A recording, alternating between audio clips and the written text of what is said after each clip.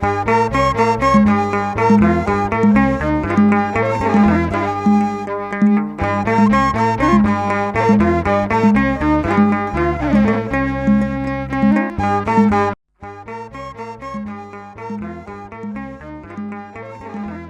ተመልካቾቻችን ይህ ዱካ ፍለጋ የተሰኘ ዝግጅታችን ነው። በዚህ ዱካ ፍለጋ ዝግጅታችን የቤተክርስቲያን ታሪክን እያጠናን ኢየሱስ ክርስቶስ በሄደበት ዱካ፣ ሐዋርያት በሄዱበት ዱካ፣ አባቶች በሄዱበት ዱካ እየተከተልን የክርስትናን መልክ እያየን ነው። ባለፈው በክፍል 3 ዝግጅታችን መድኑ ኢየሱስ ክርስቶስ ወደዚህ ዓለም በሚመጣበት ዘመን እስራኤል የነበረችበትን ሁኔታ አይተን ተመልክተን ነው ያቆምነው። ዛሬ የጌታችን የኢየሱስ ክርስቶስ ወደዚህ ዓለም መምጣትን የምናይበት ይሆናል። እንግዲህ ጌታችን ኢየሱስ ክርስቶስ ወደዚህ ዓለም እንደሚመጣ መጽሐፍ ቅዱስ በዘመነ ብሉይ በብዙ ቦታ ላይ በትንቢት የተቀመጠ እውነትና ሐቅ ነው። በተለይ ታላቁ ነቢይ ኢሳይያስ በምዕራፍ 7 ቁጥር 14 ላይ እነሆ ድንግል በድንግልና ትጸንሳለች፣ ወንድ ልጅ ትወልዳለች፣ ስሙንም አማኑኤል ይሉታል ብሎ አማኑኤል የተባለ ከኛ ጋር ዘመድ የሆነ እንደሚመጣ በዛ ክፍል ላይ የተናገረው ጥቅስ ሕያው ምስክርና ማስረጃ ነው። እንደዚሁም ደግሞ በዚሁ በትንቢተ ኢሳይያስ በምዕራፍ 9 ላይ የሚመጣው ሕፃን ወይም ደግሞ የሚመጣው ንጉሥ ምን አይነት እንደሆነ ከቁጥር 1 እስከ 7 ባለው ውስጥ በሰፊው ተጠቅሶ እናገኛለን። ተጨንቃ ለነበረች ጨለማ አይሆንም። በመጀመሪያ ዘመን የዛብሎንና የንፍታሌም ምድርን አቃለለ። በኋለኛው ዘመን ግን በዮርዳኖስ ማዶ በባህር መንገድ ያለውን የአሕዛብ ገሊላን ያከብራል። በጨለማ የሄደ ሕዝብ ብርሃን አየ። በሞት ጥላ አገር ለኖሩ ብርሃን ወጣላቸው። ሕዝብን አብዝተሃል፣ ደስታን ጨመርህላቸው። በመከር ደስ እንደሚላቸው ሰዎችም ምርኮን ሲካፈሉ ደስ እንደሚላቸው በፊትህ ደስ ይላቸዋል። በምድያም ጊዜ እንደሆነው የሸክሙን ቀንበር የጫንቃውንም በትር አስጨናቂውንም ዘንግ ሰብረሃል። የሚረግጡ የሰልፈኞች ጫማ ሁሉ በደም የተለወሰ ልብስ ሁሉ ለቃጠሎ ይሆናል፣ እንደ እሳት ማቃጠያም ሆኖ ይቃጠላል። ሕፃን ተወልዶልናል፣ ወንድ ልጅም ተሰጥቶናል፣ አለቅነትም በጫንቃው ላይ ይሆናል። ስሙም ድንቅ መካር፣ ኃያል አምላክ፣ የዘላለም አባት፣ የሰላም አለቃ ተብሎ ይጠራል። ከዛሬ ጀምሮ እስከ ዘላለም ድረስ በፍርድና በጽድቅ ያጸናው ይደግፈው ዘንድ በዳዊት ዙፋን እና በመንግስቱ ላይ አለቅነቱ ይበዛል። ለሰላሙ ፍጻሜ የለውም። የእግዚአብሔር ቅናት ይህንን ያደርጋል ተብሎ እንደተጠቀሰ ሕፃን እንደተወለደልን፣ ወንድ ልጅ እንደተሰጠን፣ አለቅነት በጫንቃው ላይ እንደሆነ፣ ስሙ ድንቅ መካር፣ ኃያል እንደሚባል፣ በዳዊት ዙፋን እንደሚቀመጥ እንደዚሁ በኢሳይያስ ተጠቅሰዋል። በሌሎችም የትንቢት መጽሐፍት ላይ መሲሁ እንደሚመጣ በብዙ ማስረጃ መጽሐፍ ቅዱስ ስለሚነግረን የኢየሱስ ክርስቶስ መምጣት ድንገታዊ ክስተት ሳይሆን በነቢያት በእግዚአብሔር እቅድ ተተንብዮ ተነግሮ እውነታ ሆኖ ወደዚህ ዓለም እንደመጣ ማሰብ ይቻላል። ያው ዘመኑ ሲደርስ ወይም ደግሞ የዘመኑ ፍጻሜ ሲደርስ ከሴት የተወለደውን ከሕግ በታች የተወለደውን ልጁን ላከ ብሎ ጳውሎስ በገላትያ መልእክቱ ላይ እንዳስቀመጠው ያ የዘመን ፍጻሜ በደረሰ ጊዜ ጌታችን ኢየሱስ ክርስቶስ ወደዚህ ዓለም በስጋ መጣ፣ ወይም ከእመቤታችን ከቅድስት ድንግል ማርያም ሰው ሆነ፣ ተወለደ። የእግዚአብሔር ልጅ የሰው ልጅም ተባለ። እንደምታውቁት ቅድስት ድንግል ማርያም በሉቃስ ወንጌል እንደተነገረልን ጌታን እንደምትጸንስ መልአኩ መጥቶ በነገራት ጊዜ መጀመሪያ ባታምንም መልአኩ ከአንቺ የሚጸነሰው ሕያው የእግዚአብሔር ልጅ ነው፣ ቅዱስ የእግዚአብሔር ልጅ ነው ብሎ ባሳመናት ሰዓት እንደ ቃል ይሁንልኝ በማለቷ ያንን አምላካዊ ቃል በእምነት በመቀበሏ ምክንያት ጌታችን ኢየሱስ ክርስቶስ በመንፈስ ቅዱስ አማካኝነት ከሷ ተጸንሶ እንደ ሰው 9 ወር ባለ ጽንሰት ውስጥ አልፎ ሰው እንደሆነ መጽሐፍ ቅዱስ የሉቃስ ወንጌልን ማንበብ በቂ ስለሆነ እውነታ የሆነ የታሪክ ክስተት እንደሆነ ማሰብ ይገባናል። የኢየሱስ ክርስቶስ ሰው መሆን በመጽሐፍ ቅዱስ ውስጥ የተዘገበ ነው። በተለይ 4ቱም ወንጌላት ኢየሱስ ክርስቶስ ሰው መሆኑን ዘግበውታል፣ መዝግበውልናል። የማቴዎስ ወንጌልን ካያችሁ የዘር አቆጣጠሩን ይዞ ማቴዎስ ሰው እስከመሆኑ የዘገበበት ክፍል ነው። የአብርሃም ልጅ የዳዊት ልጅ እያለ ከአበው ተነስቶ እስከ ክርስቶስ መወለድ ሲዘግብ እናገኘዋለን። በማቴዎስ አቆጣጠር ከላይ ተነስቶ ወደ ታች ቁልቁል እስከ ኢየሱስ ሰው መሆን ሲያነሳ ስንመለከት፣ የማርቆስ ወንጌል ደግሞ ከአገልግሎቱ ነው የሚነሳው። ከአገልግሎቱ ይነሳና ያው ኢየሱስ ክርስቶስ በዮሐንስ ተጠምቆ ማገልገሉንና አገልግሎት መጀመሩን ያነሳልናል። የሉቃስ ወንጌልን ስናነብ የሉቃስ ወንጌል ደግሞ ኢየሱስ ክርስቶስ እንዴት እንደተጸነሰ መልአኩ እንዴት ለድንግል ማርያም እንዳበሰራትና ከዛ በስራት በኋላ ተጸንሶ እንዴት እንደተወለደ ነግሮን የዘር ሐረጉን ከኢየሱስ ክርስቶስ ተነስቶ ወደ ላይ በመቁጠር እስከ አዳም ድረስ እስከ አዳም ያው የማቴዎስ ወንጌልን ግልባጭ ማለት ነው። ማቴዎስ ከላይ ወደ ታች፣ ሉቃስ ደግሞ ከታች ከክርስቶስ ወደ ላይ እስከ አዳም የዘር አቆጣጠሩን ቆጥሮ ያስቀምጥልናል ማለት ነው። ስለዚህ ማቴዎስ ተወለደ ሲለን፣ ማርቆስ አገለገለ ይለናል፣ ሉቃስ ከመጸነሱ ይጀምርልናል። ዮሐንስ ጋር ስንመጣ ደግሞ ዮሐንስ ከጽንሰትም አልፎ ከመጸነሱ በፊት በሰማይ ካለው ማንነት ተነስቶ በመጀመሪያ ቃል ነበር፣ ቃልም በእግዚአብሔር ዘንድ ነበር፣ ያ ቃልም እግዚአብሔር ነበር ብሎ ሰው ሆነ በማለት ያው ጸጋና እውነትን ተሞልቶ በእኛ አደረ በሚል ቃል ሥጋ ሆነ በሚሉ ቃላት ሰው መሆኑን ይዘግቡልናል። ስለዚህ ወንጌላት በአንድም ይሁን በሌላ የኢየሱስ ክርስቶስ ሰው መሆንን፣ ወደዚህ ዓለም መምጣትን፣ መወለድን ዘግበዋል። እንደምታውቁት ድንግል ማርያም ጌታችን ኢየሱስ ክርስቶስን ጸንሳ ቅድም ባልነው መንገድ እስራኤል ቆጠራ እንድትቆጠር ስለተወሰነ ለቆጠራ ከዮሴፍ ጋር በሚሄዱበት ጊዜ ያው መሽቶ ስለነበር በእንግዶች ማደሪያ ስፍራ እንዳጡና በየቤቱ ማደሪያ የሚሆን ስፍራ ቢጠይቁ ማደሪያ ስፍራ እንዳላገኙ በኋላ ግን በከብቶች ግርግም እንዳስተኟቸውና በዛ ከብቶች ግርግምን ጌታችን ኢየሱስ እንደተወለደ የሉቃስ ወንጌል በሰፊው ስለሚተርክልን የአምላክ ሰው መሆን፣ ወደዚህ ዓለም መምጣት፣ መወለዱ እውነት ነው። የተወለደው ደግሞ አማኑኤል ነው። ኢሳይያስ እንዳለው የተወለደው መድኃኒት ነው። ማቴዎስም እንዳለው እሱ ሕዝቡን ከኃጢአታቸው ያድናቸዋልና ስሙን ኢየሱስ ትለዋለህ እንደተባለ አዳኝ መድኃኒት መሆኑ ተነግሮልናል። በሉቃስ ወንጌል 2:11 ላይም ደግሞ መልአኩ እነሆ ታላቅ ደስታ የምስራች እነግራችኋለሁ፣ ዛሬ በዳዊት ከተማ መድኃኒት እሱም ክርስቶስ ጌታ የሆነ ተወልዶላቸዋል ስለሚል ጌታ የሆነ መድኃኒት የሆነው ኢየሱስ ወደዚህ ዓለም መጣ፣ ሰው ሆነ፣ ተወለደ የሚለው የታሪክ መነሻችን። በታሪክ ውስጥ አንዱ እጥፋት የምንለው ደግሞ ይሄ ነው። ተርኒንግ ፖይንት የምንለው ለምንድን ነው ይህንን የምንለው? የዓለምን ክስተት የለወጠ ሁኔታ ስለሆነ የኢየሱስ ክርስቶስ ሰው መሆን ዘመንን እንኳን ለሁለት የለወጠ ነው። ዓመተ ዓለም፣ ዓመተ ኩነኔ፣ ዓመተ ፍዳ የምንለው ዘመን አክትሞ ዓመተ ምሕረት ወይም ደግሞ የምሕረት ዓመት እያልን መቁጠር የጀመርነው ከክርስቶስ ሰው መሆን በኋላ ነው። ስለዚህ ኢየሱስ ለምሕረት የመጣ ጌታ ስለሆነ ከሱ በኋላ ዘመናት የሚቆጠሩት ዓመተ ምሕረት ተብለው ነው። የምሕረት ዓመት በክርስቶስ ስለሆነልን ከዛ በፊት ያሉት ዘመናትን አሳልፎ እንደገና ደግሞ የኢየሱስ ክርስቶስ ወደዚህ ዓለም መምጣት ዘመናትን የእግዚአብሔርን ሐሳብ ወይም ደግሞ የእግዚአብሔር ኪዳናትን እንኳን ለሁለት የከፈለ ነው። ኢየሱስ ክርስቶስ ከመወለዱ በፊት ብሉይ ኪዳን ነው፣ ብሉይ ዘመን ነው። የብሉይ ኪዳን ውስጥ ነው ያለ ነው። የኪዳኑ ዘመንም ቢሆን ሕያው ሆኖ አገልግሏል። ኢየሱስ ሲመጣ ግን አዲስ ኪዳን ነው፣ አዲስ ዘመን ነው።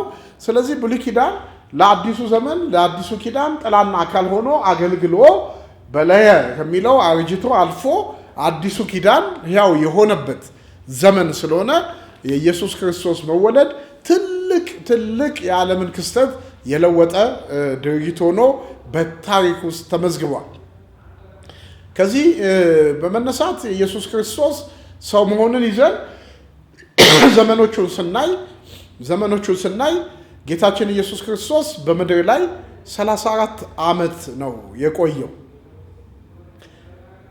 መጽሐፍ ቅዱስ በተጻፈልን መንገድ እያጠና ነው ስንሄድ መወለዱን ይነግረናል መጽሐፍ ቅዱስ። እንደገና ደግሞ ወደ ቤተ መቅደስ ሕፃን ሆኖ መሄዱን ይነግረናል። ከዛ በኋላ በ12 ዓመቱ ለበዓል ከቤተሰቡ ጋር ወደ ኢየሩሳሌም መውጣቱን ይነግረናል። ከ12 ዓመቱ በኋላ በ30 ዓመቱ ከዮሐንስ ዘንድ ሊጠመቅ እንደመጣ ይነግረናል። ስለዚህ ወንጌላት በብዛት ጉዳይ አድርገው ዘግበው የሚያሳዩን ጌታችን ኢየሱስ ክርስቶስ በ30 ዓመቱ በዮሐንስ ተጠምቆ ተሰቅሎ ሞቶ እስከ ተነሳበት ዘመን ያለውን አገልግሎቱንና ጌታችን ኢየሱስ ክርስቶስ በምድር በቆየባቸው ቆይታ በተለይ በእነዚህ ከ30 ዓመቱ በኋላ 3 ዓመት ከመንፈቅ ያገለገላቸውን አገልግሎት አጽንኦት ሰጥተው የሚያትቱበት ክፍል ጎላ ወይም ደግሞ ሰፋ ይላል። መወለዱን፣ እንደገና ደግሞ ማደጉን፣ እንደገና ደግሞ ለበዓል ወደ ኢየሩሳሌም መሄዱን ስለዘገቡልን ከአገልግሎት ዘመኑ ተነስቶ የተቀመጡትን ሐሳቦች እናያለን። ዕድሜው 30 ዓመት ሲሞላው ከሱ በፊት መጥምቁ ዮሐንስ የእግዚአብሔር መንገድን ጠራጊ አስተካካይ እንደመሆኑ መጠን ንስሐ ግቡ መንግሥተ ሰማያት ቀርባለችና እያለ የበረሃ ድምፅ ሆኖ መጥቶ ወደዚህ ዓለም ሰዎችን የቀናውን መንገዳቸውን እንዲያስተካክሉ በንስሐ ከእግዚአብሔር ጋር እንዲታረቁ የእግዚአብሔር መንግሥት ስለቀረበች ያን መንግሥት ለመቀበል ብቁ እንዲሆኑ እንዲስተካከሉ የጎበጠው ዝቅ እንዲል የጎደለው እንዲሞላ እንደገና ደግሞ ሰዎች ለሌሎች ማካፈል እንዲችሉ ከሌሎች ላይ ደግሞ አብልጠው እንዳይወስዱ እንዳይጨቁኑ እየገሰጸ እየመከረ በዮርዳኖስ ወንዝ የንስሐ ጥምቀት ያጠምቅ በነበረበት ዘመን ጌታችን ኢየሱስ ክርስቶስ ወደ ዮሐንስ ሊጠመቅ እንደመጣ መጽሐፍ ቅዱስ ይነግረናል። 4ቱን ወንጌላት ማንበብ እንችላለን። በተለይ በማቴዎስ ወንጌል እንደተጻፈልን ኢየሱስ ክርስቶስ ያው ወደሱ ሲመጣ አይቶ መጥምቁ ዮሐንስ አስቀድሞ የጫማውን ጠፍር ልፈታ የማይገባኝ ከኔ በኋላ የሚመጣ ከኔ ይልቅ የከበረ ሆኗል እያለ በብዙ ቦታ ላይ ስለ መሲሁ የተናገረ ትልቅ ነቢይ እንደሆነ ግልጽ ነው። እንዲያውም ኢየሱስ ክርስቶስን ባየው ጊዜ ሁሉ ስለ መሲሁ የሚናገር ነቢይም ነው። በዮሐንስ ወንጌል ላይ በግልጽ ቃል በዮሐንስ ወንጌል በምዕራፍ 1 ቁጥር 9 ላይ መጥምቁ ዮሐንስ በነጋው ኢየሱስን አይቶ እነሆ የዓለምን ኃጢአት የሚያስወግድ የእግዚአብሔር በግ ከኔ በኋላ ይመጣል ያልኩት እሱ ነው እያለ ሲናገር እንደነበር፣ እኔ የጫማውን ጠፍር ልፈታው አይገባኝም እያለ ሲናገር እንደነበር፣ እኔ በውሃ ጠምቃችኋለሁ ከእኔ በኋላ የሚመጣው መንሹ በእጁ ነው አውድማን ያጠራል፣ በውሃ በእሳት ያጠምቃችኋል፣ በመንፈስና በእሳት ያጠምቃችኋል እያለ ስለ ኢየሱስ ክርስቶስ ብዙ ቦታ ላይ መስክሯል። እንዲያውም በግልጽ ቃል በዮሐንስ ወንጌል ላይ ደግሞ እኔ ሚዜ ነኝ ብሎ ተናግሯል። እኔ ሚዜ ነኝ፣ ሙሽራይቱ ያለችው እሱ ሙሽራው ነው፣ እሱ ሊልቅ እኔ ግን ላንስ ያስፈልጋል፣ እንግዲህ ይህ ደስታዬ ተፈጸመ በማለት የክርስቶስ መምጣት የተጠበቀው መሲህ እንደሆነና በክርስቶስ መምጣት እጅግ ደስተኛ እንደሆነ መጥምቁ ዮሐንስ በብዙ ስፍራ ላይ ተናግሯል። ይሄ ነቢይ ነው። ጌታችን ኢየሱስ ክርስቶስ ወደ እሱ ሲመጣ ለሕዝቡ ያንን ከተናገረ በኋላ እኔ ባንተ ልጠመቅ ይገባኛል ሲለው ኢየሱስ ክርስቶስ የለም ጽድቅን ሁሉም ፈጽም ዘንድ ያስፈልገናል በማለቱ ምክንያት ያው ዝቅ ብሎ ዮሐንስ ጌታችን ኢየሱስ ክርስቶስን አጥምቆታል። ተጠምቆ ከውሃ ሲወጣም ከደመና ድምፅ በሱ ደስ የሚለኝ የምወደው ልጄ ይህ ነው የሚል ከመጣና መንፈስ ቅዱስም በርግብ አካል መጥቶ በክርስቶስ ላይ እንዳረፈበት የማቴዎስ ወንጌል ምዕራፍ 3ን ማንበብ ተገቢ ነው።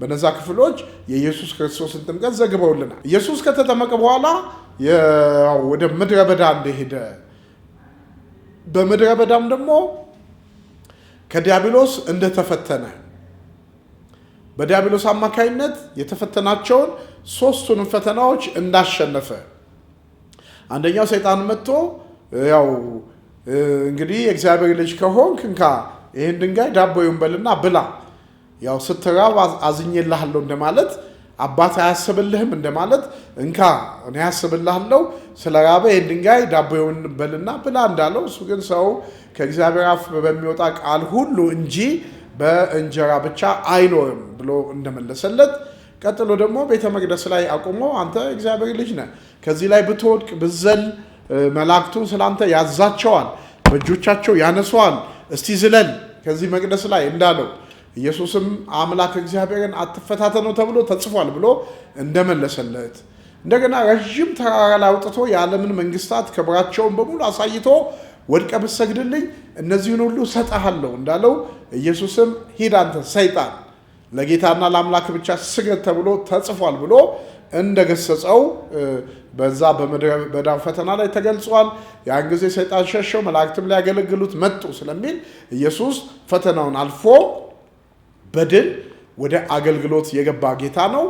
አገልግሎቶቹ እንግዲህ ሰፊ ናቸው። ያው የታሪክ አካል ስለሆነ እናነሳዋለን እንጂ አብዛኛው ወንጌላት ትምህርት ናቸው።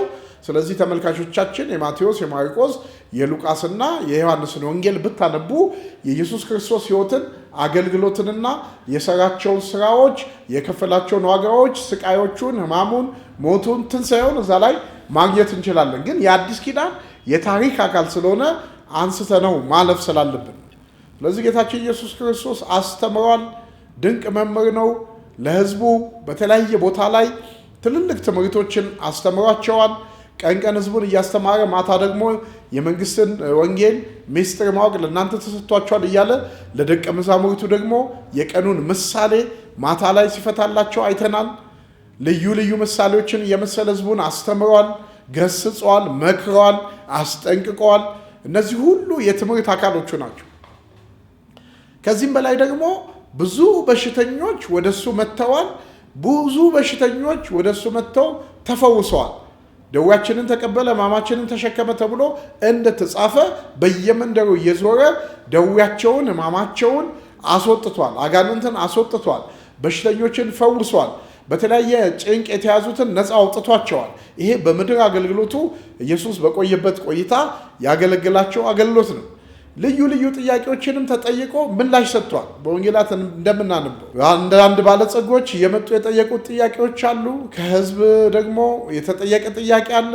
ግብር ስለመገበር፣ የዘላለም ሕይወት ስለማግኘት ጥያቄዎች ተጠይቆ መልሷል። እንደዚሁም ደግሞ ልዩ ልዩ ጥያቄ ሊያጠምዱት አስበው እንኳን መጥተው በጥያቄ ሲጠይቁት በመንፈስ ሆኖ የሰጣቸውን መልስ በመጽሐፍ ቅዱስ ተዘግቦልን እናገኛለን። እነዚህ የኢየሱስ ክርስቶስ አገልግሎቶች አካል ናቸው። ጸሎቶቹ ተገልጸዋል። ቀን ቀን በአገልግሎት ውሎ ማታ ደግሞ ብቻውን ምድረ በዳ እየሄደ ይጸልይ የነበረ ጌታ መሆኑ ተጽፎልን እናገኘዋል። ለደቀ መዛሙርቱ ብዙ ምክር ሰጥቷል። በሌሊት ወደሱ የሚመጡትን እንደነ ኒቆዲሞስ ያሉትን ወንጌል አስተምሯቸዋል። እውነቱን ገልጦ ነግሯቸዋል። ሊከሱት ለመጡት መልስ ሰጥቷቸዋል። በደቀ መዛሙርቱ ዙሪያ ለተጠየቀው ጥያቄም እንደዚሁ መልስ ሰጥቷል። በሰንበት ጉዳይ ጠይቀውታል፣ መልስ ሰጥቷቸዋል። እነዚህ በሙሉ የአገልግሎቶቹ አካል።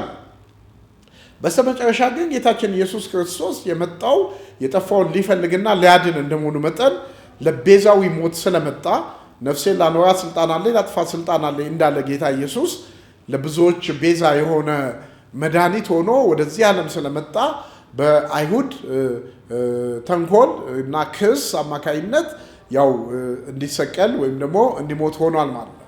ሞቱ ኢየሱስ የመጣበት ዓላማ ነው። እነሱ ግን በብዙ መንገድ ከሰውት፣ አንደኛ የእግዚአብሔር ልጅ ነኝ ብሏል። ሁለተኛ ቤተ መቅደሱን አፍርሱት በሶስተኛው ቀን እሰራዋለሁ ብሏል። እንደዚህ ብሏል በማለት በክስ ኢየሱስ ክርስቶስን ጲላጦስ አሳልፎ እንዲሰጣቸው በማስጨነቅ በማስገደድ እንዲያውም ንጉሱ ማንን ልፍታላችሁ? በርባን ይሻላል ኢየሱስ ሲላቸው ከወንበዴው በርባን ይልቅ ኢየሱስ ይሰቀል ወንበዴው በርባን ይሻለናል በማለት ኢየሱስን ለሞት አሳልፎ እንዲሰጣቸው ወንበዴውን በርባን ግን እንዲፈታላቸው በመለመን ጌታ ኢየሱስ ተላልፎ ለሞት እንደተሰጠ እንደተሰቀለ ያው ከመስቀል ላይ ደግሞ አውርደውት በአዲስ መቃብር እንዳስቀመጡት ይነሳል ወታደር አቁም እንዳሉና ጲላጦስን እንዳስገደዱት ብዙ ወታደሮች እየጠበቁ ባሉበት ሁኔታ ኢየሱስ በብዙ ትንቢት እንደተነገረ ከሙታን እንደሚነሳ በትንሣኤ እንደተነሳ ይህንን አይሁድ ባለማመን ደቀ መዛሙርቱ ሰርቋቸው ነው በሉ ብለው ለወታደሮቹ ገንዘብ ቢሰጡም የትንሣኤውን ዜና ማፈን እንዳልተቻለ ጌታችን ከሙታን መካከል በኃይልና በድል እንደተነሳ ከተነሳም በኋላ ደግሞ እየታየ ለደቀ መዛሙርቱ እንደተገለጠ እየታየ እንዳስተማራቸው እየታየ ልዩ ልዩ ትእዛዝ እንደሰጣቸው በኋላም ኃይል እስኪቀበሉ ከኢየሩሳሌም ከተማ እንዳይወጡ አዟቸው ወደ ቢታንያ በመሄድ አይኖቻቸው እያዩት ከፍ ከፍ እንዳለና በጣም ተደንቀው ትኩር ብለው ወደ ሰማይ ሲመለከቱ ነጫጭ የለበሱ መላእክት እናንተ የኢየሩሳሌም ሰዎች ሆይ ስለምን ወደ ሰማይ ትኩር ብላችሁ ትመለከታላችሁ?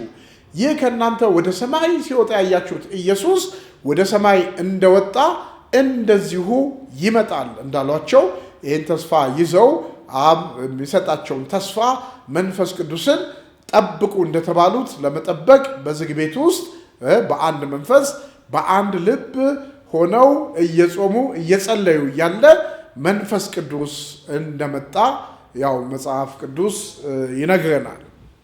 ለዚህ ጥቅል ሐሳቦችን ስንመለከት የጌታችን የኢየሱስ ክርስቶስ ሰው መሆን የዚህ የሐዲስ ኪዳናችን የቤተ ክርስቲያን የታሪክ አካል ነው። የክርስቶስ መምጣት ነው ቤተ ክርስቲያንን ሕያው እንድትሆን ያደረጋት። የቤተ ክርስቲያን መስራቿ እሱ ነው። የቤተ ክርስቲያን ማዕከሏ እሱ ነው። ሁለትም ወይም ሶስትም ሆናችሁ በስሜ ካላችሁ እኔ በመካከላችሁ እገኛለሁ በሚል ተስፋ ቃል ከሁለት ቁጥር በላይ ሆነው ሰዎች በስሙ ሲሰበሰቡ የቤተ ክርስቲያን ስብስብ እንደሆነ እኔ እስከ ዓለም ፍጻሜ ከእናንተ ጋር ነኝ በማለት ለቤተ ክርስቲያን በተሰጠ ተስፋ ቃል እስከ ዓለም ፍጻሜ እንደማይተዋት አብረው እንደሚሆን ከቤተ ክርስቲያን ጋር ወይም ደግሞ ከአማኞች ጋር እነዚሁም የሲኦል ኃይሎች አይችሏትም በማለት የአማኞች ስብስብ ክርስቶስን ማዕከል አድርገው የተሰባሰቡ የዳኑ ሰዎች ምእመናን የክርስቶስ አካል የሆኑ ምእመናን የነሱ ስብስብ አጋንንት የአጋንንት ኃይላት የሲኦል ኃይላት የማይችላቸው እንደሆነ በመግለጽ ሕያው የሆነችው ቤተክርስቲያን በምድር እንድትመሰረት ምክንያት ሆኖ ወደዚህ ዓለም የመጣውና ስለ ሰው ልጆች ቤዛነትን የከፈለው በደሙ የሰው ልጆችን ያዳነው ጌታችን ኢየሱስ ክርስቶስ ነው። እሱ የአዲስ ኪዳን የታሪክ ትልቁ መስራች አካል ነው። የእሱን ዱካ ነው ተከትለን የቤተ ክርስቲያንን የምናጠናው። ለዛ ነው ርዕሳችንን ዱካ ፍለጋ ያለው። አሁን የክርስቶስን ዱካ ይዘን ተከትለን ወደ ሐዋርያት ተከትለን ወደ አባቶች እየሄድን እስከኛ ዘመን የምንመጣ ይሆናል።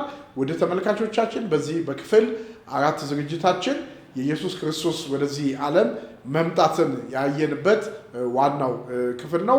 በቀጣይ በክፍል 5 ከበዓለ 50 በኋላ የመጀመሪያዊቷ ቤተክርስቲያን ልደትን ተከትለን አገልግሎቷ ምን ይመስል እንደነበር በሰፊው የምናይበት ይሆናል። እስከዛው ሰላም።